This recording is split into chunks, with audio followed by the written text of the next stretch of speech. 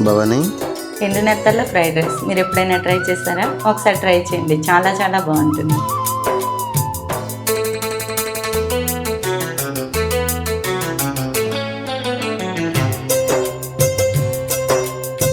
అందమా నీ పేరేమిటి? అందమా అందమా నీ పేరేమిటి?